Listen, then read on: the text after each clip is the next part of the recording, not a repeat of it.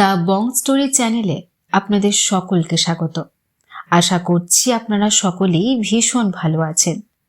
আমি আপনাদের জন্য নিয়ে এসেছি আরও একটি নতুন গল্প। তবে আমাদের এই সপ্তাহের গল্প কিন্তু একেবারে অন্যরকম। এটা ঠিক ভয়ের গল্প নাকি রোমাঞ্চকর গল্প, তা আপনারা শুনেই বিচার করবেন। আমাদের এই সপ্তাহের গল্প পাঠে রয়েছে স্ত্রী এবং আমি রিমা। আমাদের এই সপ্তাহের গল্প হেমেন্দ্র কুমার রায় রচিত বাঁদরের পা। তাহলে চলুন শুরু করা যাক আমাদের এই সপ্তাহের গল্প। অবনীবাবু বলেছিলেন, আগ্রা থেকে আমি যখন ফতেপুর সিক্রিতে বেড়াতে গিয়েছি, সেই সময় এক ফকির এটা আমাকে দেয়। জিনিসটার কিছুই নয়, বাদুড়ের একখানা পা। সুরেনবাবু আশ্চর্য হয়ে জিজ্ঞাসা করলেন, বাঁদরের পা? সে আবার কি? অবনীবাবু বললেন, বিশেষ কিছু নয়, বাঁদরের একখানা শুকনো পা। মিশরের লোকেরা যে উপায় মানুষের মরা দেহকে শুকিয়ে রাখে, সেই রকম কোনো এক উপায় এই বাঁদরের পাখানাকে শুকিয়ে রাখা হয়েছে। এই দেখুন। বলে তিনি পকেটের ভেতর থেকে একটা জিনিস বার করে দেখালেন। সুরেনবাবুর স্ত্রী সুরমা কার্পেট বুনতে বুনতে মুখ তুলে শিউরে উঠে বললেন, মা গো, ওটাকে আপনি আবার পকেটে পুরে রেখেছেন? আপনার ঘৃণা করে না? সুরেনবাবু শুধলেন। এর গুণ কি? অবনীবাবু বললেন, এর মহিমায় তিনজন লোকের তিনটে করে মনোবাঞ্ছা পূর্ণ হতে পারে। বলেন কি? এও কি সম্ভব? হ্যাঁ, প্রথম এক ব্যক্তি এই জিনিসটির গুণ পরীক্ষা করেছিলেন। তার প্রথম দুটো ইচ্ছার কথা জানি না, কিন্তু তৃতীয়বারে সে মরতে চেয়েছিল। তার সে ইচ্ছা পূর্ণ হয়েছে। কি ভয়ানক! আর কেউ এর গুণ পরীক্ষা করেছে? সুরেনবাবু একটা দুঃখের নিঃশ্বাস ফেলে বললেন, আমি করেছি, কিন্তু পরীক্ষা করে এটুকুই বুঝেছি যে অদৃষ্টে যা আছে তা ঘটবেই। নিয়তির বিরুদ্ধে কেউ যেতে পারে না। তাই এই জিনিসটাকে আজ আমি গঙ্গায় ফেলে দিতে যাচ্ছি। সুরেনবাবু বললেন, সে কি কথা? আপনার কথা যদি সত্যি হয় তাহলে তো বলতে হবে যে এর শক্তি এখনো ফুরোয়নি। এখনো আর একজন লোক এর কাছে তিনটি ইচ্ছা প্রকাশ করতে পারে। তা পারে। তাহলে ওটা আমায় দিন না কেন? সুরেনবাবু আতকে উঠে বললেন, বলেন কি অবনীবাবু, আমি আপনার বন্ধু হয়ে এমন শত্রুর কাজ করতে পারবো না। কেন? আপনি জানেন না এ হচ্ছে কি সাংঘাতিক জিনিস। একে পরীক্ষা করে মানে হচ্ছে অমঙ্গলকে ডেকে আনা। সুরেনবাবু সকৌতুকে হেসে বললেন, আমি এসব গাঁজাখুরি কথায় বিশ্বাস করি না। তবু দেখাই যাক না আপনার রূপকথার ভিতরে কতটুকু সত্য আছে। ওটাকে গঙ্গায় ফেলে না দিয়ে আমার হাতেই দিয়ে যান। অবনীবাবু বললেন, বেশ, আপনার কথাই থাকুক, কিন্তু যদি হিতে বিপরীত হয় তাহলে শেষটা আমাকে যেন দুষবেন না। এই নিন। সুরমা বললেন, হ্যাঁ গো, এ যেন আরব্য উপন্যাসের আলাদিনের প্রদীপের গল্প। তোমার বন্ধুর মাথা খারাপ হয়ে গেছে। সুরেনবাবু বললেন, আমারও তাই বিশ্বাস। তবু মজা যে একবার দেখাই যাক না কেন। প্রথমে কি ইচ্ছা প্রকাশ করি বলতো? সুরমা বললেন, আমাদের তো কোনো অভাব নেই। ছেলের ভালো চাকরি হয়েছে, তুমি পেনশন পাচ্ছ, আমরা তো সুখেই আছি। তবে হ্যাঁ, আমার একটি ইচ্ছা আছে বটে। আমাদের বাড়িখানা অনেক দিন মেরামত হয়নি, আর বাগানের দিকে খান টেনে ঘর তৈরি করলে ভালো হয়। এই জন্যে 1,000-5 টাকার দরকার। সুরেনবাবু হো হো করে হেসে বললেন, 1,000-5 টাকা দরকার? তা আবার ভাবনা কি, এখনই তোমাকে দিচ্ছি।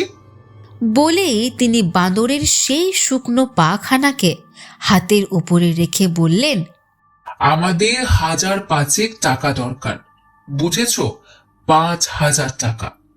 তারপরই তিনি আর্তনাদ করে বাঁদরের পাখানাকে টেবিলের ওপর ফেলে দিলেন। সুরমা ব্যস্ত হয়ে বললেন, ও কি অমন করে উঠলে কেন? সুরেনবাবু সভয়ে বললেন, আমার আমার ঠিক মনে হলো বাঁদরের পাখানা আমার হাতের ভিতর নড়ে উঠলো। সুরমা বললেন, ও তোমার মনের ভুল। চলো, রাত হলো, এখানে বসে আর পাগলামি করো না, খাবে চলো। সেই রাত্রে ঘুমিয়ে ঘুমিয়ে সুরেনবাবু স্বপ্ন দেখলেন একটা বাঁদর যেন তার পাশে শুয়ে আছে। তিনি তাড়া দিতেই সে বিছানা থেকে লাফিয়ে পড়ে পালিয়ে গেল। সুরেনবাবু দেখলেন তার একখানা পা নেই।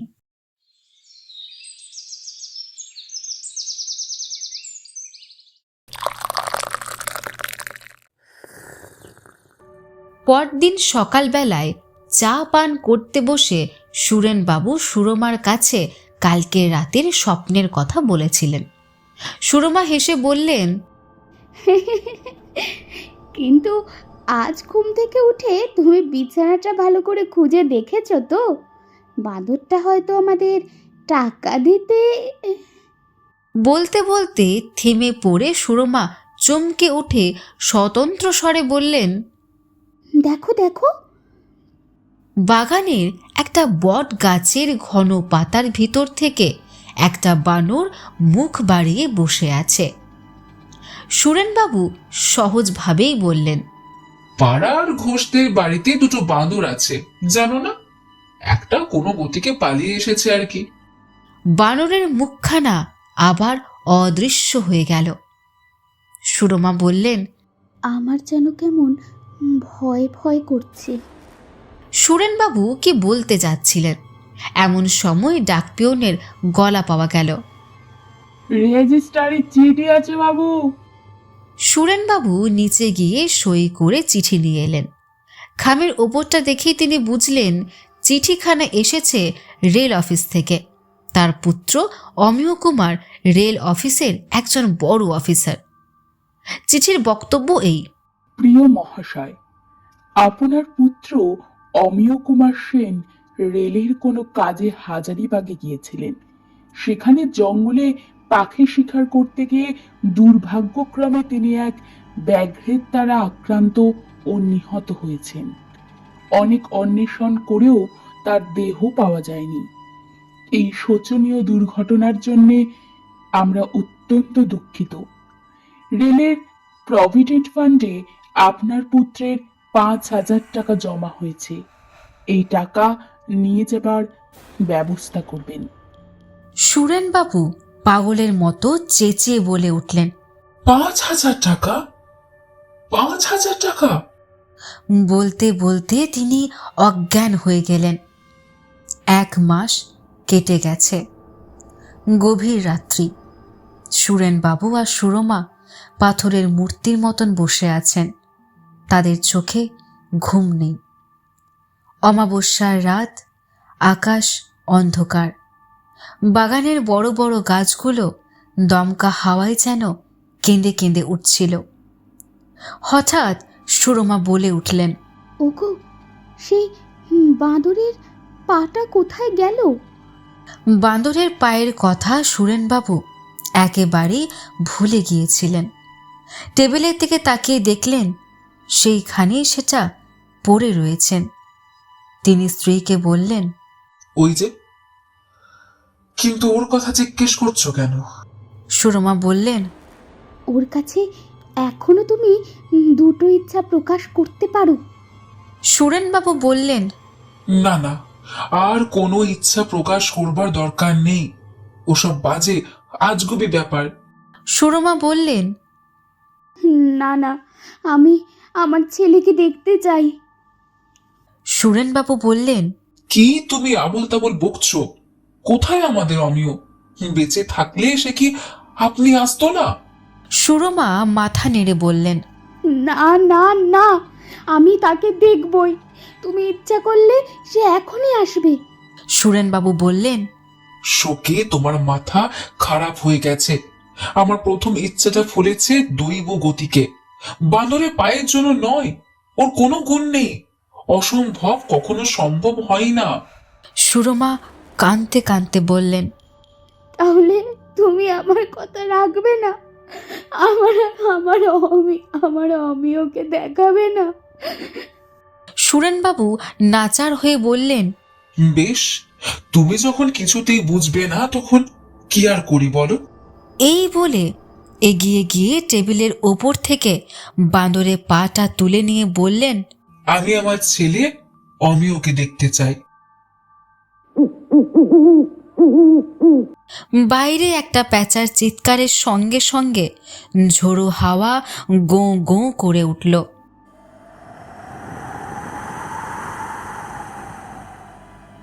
একটা টিকটিকি দেয়ালের ওপর টিকটিক করে ডাকল। তারপর সব স্তব্ধ। সুরেনবাবু বললেন, দেখলে তো, ও বাঁদরের পায়ের কোনো ক্ষমতাই নেই। আমি এখন শুতে চাই, তুমিও এসো। সুরেনবাবু 2 পা অগ্রসর হলেন। সঙ্গে সঙ্গে সদর দরজাটা দুম করে খুলে যাবার শব্দ হলো। সুরমা ধড়মড় করে উঠে দাঁড়ালেন। ব্যগ্র স্বরে বললেন, ওকে ওকে দরজা খুললে? সুরেনবাবু বিবর্ণ মুখে বললেন, ও কেউ নয়, ঝোড়ো হাওয়ায় দরজাটা খুলে গেছে। সুরমা বললেন, না গো না, আমার আমার অমিয় আসছে, আমার অমিয় আসছে। আমি তার পায়ের আওয়াজ চিনি। সিঁড়িতে তার পায়ের শব্দ শুনছো না? শুনছো না? বলতে বলতে তিনি ছুটে ঘরের বাইরে বেরিয়ে গেলেন।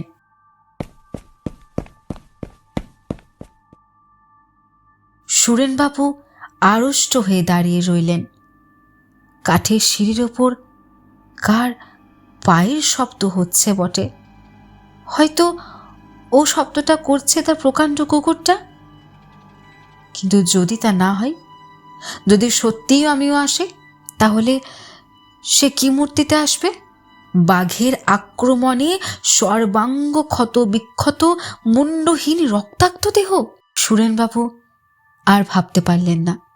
শিউরে উঠে টেবিলের ওপরে ঝাঁপিয়ে পড়ে বাঁদরের পাটা আবার তুলে নিয়ে তাড়াতাড়ি তিনি তার তৃতীয় বা শেষ ইচ্ছা প্রকাশ করলেন।